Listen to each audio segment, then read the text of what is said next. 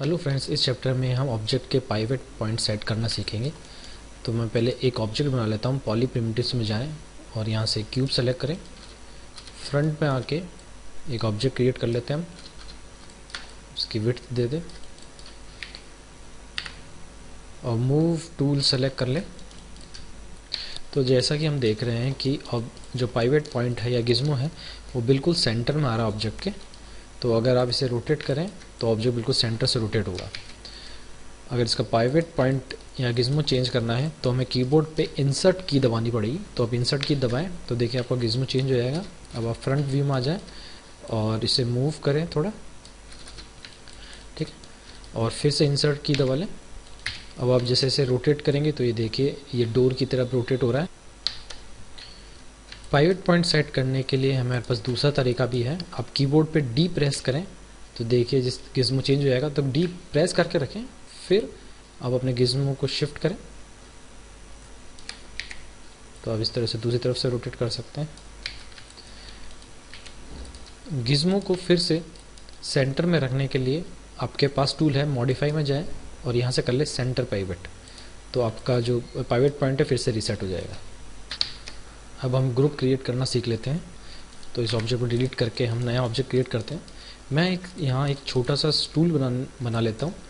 तो create poly में जाएं और एक क्यूब बना लेते हैं। तो अब टॉप में आएँ और स्टूल का टॉप क्रिएट कर लें। फ्रंट में आके इसकी विड्थ डिसाइड कर लें, फिर इसे थोड़ा सा एडजस्ट कर लें आप। फिर क्रिएट में आए पॉलीगॉन में, अब क्यूब सेलेक्ट करें वापस से। अब इस स्टूल के लेग्स क्रिएट कर लेते हैं हम।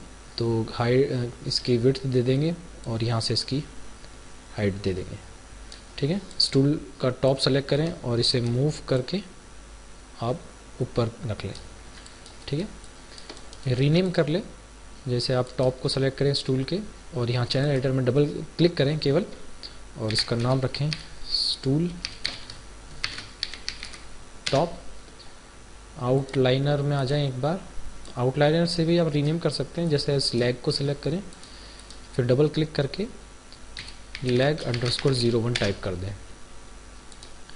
अब हमें जैसे कि यहाँ पे 3 लेग्स और चाहिए, तो अब एक लेग को सिलेक्ट करें और एडिट में जाके कर लें डुप्लीकेट, ठीक है। या शॉर्टकट की है अपने पास Ctrl+D, तो दोनों को सेलेक्ट करें ड्रैग करके और Ctrl+D हिट करें कीबोर्ड पे और देखिए डुप्लीकेट हो गया। अब जैसे आउटलाइनर में देखेंगे तो यहाँ पे हमारे पास लेग 01, 02, 03 और 04 क्रिएट हो गए, ठीक है। अब मैं मैक्सिमाइज़ कर लेता हूँ अपना व्यू पोर्ट। अब देखिए जैसे मैं इन सारे ऑब्जेक्ट्स को क्लिक ड्रैग करके सेलेक्ट कर लेता हूँ, सब सेलेक्ट हो गए। आउटलाइनर में से देख सकते हैं। अब जैसे आप इसको मूव करें तो मूव करें प्रॉपर, कोई प्रॉब्लम नहीं है। अब जैसे हम इसे रोटेट करेंगे तो भी देखिए यहाँ कुछ गड़बड़ है। तो देखिए हर ऑब्जेक्ट अपनी ही एक्सेस पे घूम रहा है, ठीक है। तो इस को दूर करने के लिए हमें इसका ग्रुप करना पड़ेगा। तो आप सारे ऑब्जेक्ट सेलेक्ट कर लें व्यू पोर्ट में से और एडिट में जाएं और इसे ग्रुप कर लें। तो पहले ग्रुप के आप ऑप्शन बॉक्स में आ जाएं, ऑप्शन बॉक्स पे क्लिक करें। क्लिक करने के बाद आप देखें यहाँ पे ग्रुप पाइवेट आप सेंटर रख लें और करते ग्रुप। शॉर्टकट है ग्रुप की Ctrl+G, ठीक है। तो आप देखेंगे आउटलाइन में एक ग्रुप बन गया, ग्रुप 1, ठीक है। और अब जैसे मैं इसको ड्रैग करके फिर से सेलेक्ट कर लेता हूँ तो ये सारे ऑब्जेक्ट्स फिर से सेलेक्ट हो गए। अब जैसे मैं इसको रोटेट कर रहा हूँ तो प्रॉब्लम अभी भी वैसी ही है। तो आपको एक्चुअली क्या करना है कि आपको ग्रुप सेलेक्ट करना है। तो आप आउटलाइन में से ग्रुप सेलेक्ट करें और फिर इसे रोटेट करें। ये देखिए अब नहीं है प्रॉब्लम, ठीक है। तो ध्यान रखें आप ड्रैग करके सेलेक्ट ना करें ग्रुप को, एलिमेंट्स को। आपको आउटलाइन में से सेलेक्ट करना पड़ेगा या फिर आप व्यू पोर्ट में से किसी एक एलिमेंट या ऑब्जेक्ट पे क्लिक करें और अपने कीबोर्ड पे आप अप एरो की प्रेस करें। तो देखिए ये पूरा ग्रुप सेलेक्ट हो जाएगा। जैसे कि हम आउटलाइनर में से खोल लेता हूँ, किसी एक एलिमेंट को मैंने चूज़ किया, फिर अप एरो की मारोगे तो उसका ग्रुप सेलेक्ट हो जाएगा, ठीक है। इस ग्रुप को भी हम रीनेम कर सकते हैं, जैसे स्टूल _ग्रुप, ठीक है। अब मैं इस स्टूल को थोड़ा सा यहाँ शिफ्ट करके Ctrl+D से इसको डुप्लीकेट कर लेता हूँ, या फिर आप एडिट में जाके डुप्लीकेट का यूज़ कर लें। ये डुप्लीकेट हो गया। अब मैं इसे मूव कर लेता हूँ, मैंने मूव किया। अब मैं कर लूँगा इसको Shift+D, आप प्रेस करें कीबोर्ड पे शिफ्ट डी, तो देखिए ये बिल्कुल जितना मैंने ऑफसेट लिया था पिछली बार उतने ही ऑफसेट में ये दूसरा ऑब्जेक्ट क्रिएट कर रहा है। देख रहे हैं आउटलाइनर में जैसे हम देखें तो ये हो गया स्टूल अंडरस्कोर ग्रुप 1 2 3 4, ठीक है। तो इसे हम बोलते हैं shift D means duplicate with transform, ठीक है। तो जैसे अब इन सभी ग्रुप का मैं एक और ग्रुप बनाना चाहता हूँ, तो मैं इन सारे एलिमेंट्स को सेलेक्ट कर लेता हूँ, ठीक है। ये मैंने सारे ऑब्जेक्ट्स देखे सेलेक्ट कर लिए। अब मैं करता हूँ इसको एडिट में जाके ग्रुप। तो आउटलाइनर में जैसे जो हमने पिछली बार जो ग्रुप क्रिएट किए थे उसमें से सारे एलिमेंट निकल के एक नए ग्रुप में आ गए हैं, देखें। तो आप इसका ध्यान रखें, इसको एक बार फिर अंडू कर लें आप, ठीक है। तो आप सेलेक्ट ना करें व्यू पोर्ट में से, आपको सेलेक्ट करना है आउटलाइनर में से, ठीक है। तो सारे ग्रुप आप आउटलाइनर में सेलेक्ट करें, फिर करें एडिट में जाके कंट्रोल जी या फिर ग्रुप सेलेक्ट कर लें, ठीक है। तो अब देखिए सारे ग्रुप अब एक और नए ग्रुप के अंदर आ गए, ठीक है। तो मैं इसे नाम दे देता हूँ क्लास रूम अंडरस्कोर ग्रुप 01, ठीक है। क्लास रूम अंडरस्कोर 01 या फिर ये इसको हम नाम दे देते हैं रो अंडरस्कोर ग्रुप अंडरस्कोर 01, ठीक है। अब इस रो को आप सेलेक्ट करें और फिर कंट्रोल जी प्रेस करें और कंट्रोल जी नहीं डुप्लीकेट करें और इसको शिफ्ट कर लें। अब मैं प्रेस करूँगा शिफ्ट डी, ये देखिए शिफ्ट डी। तो देखिए किस तरह से अब जो हमारा रो ग्रुप है वो ऑफसेट लेके डुप्लीकेट हो गया, परफेक्ट। अब इन सारे ग्रुप को सेलेक्ट करें और इनका एक ग्रुप बना लें, कंट्रोल जी। अब इसका नाम दे दें हम क्लास अंडरस्कोर ग्रुप अंडरस्कोर 01। तो किस तरह से हमने एक सीन को अरेंज किया है ये हमने सीखा इसमें। तो अब जैसे आप इस प्लस साइन पे क्लिक करेंगे तो देखिए इसके अंदर है ये रो ग्रुप, और अब अगर रो ग्रुप पे के किसी एक ग्रुप प्लस साइन पे क्लिक करेंगे तो स्टूल का ग्रुप आ जाएगा, और किसी एक स्टूल के ग्रुप पे आप क्लिक करेंगे तो उसके ऑब्जेक्ट्स आ जाएंगे, ठीक है।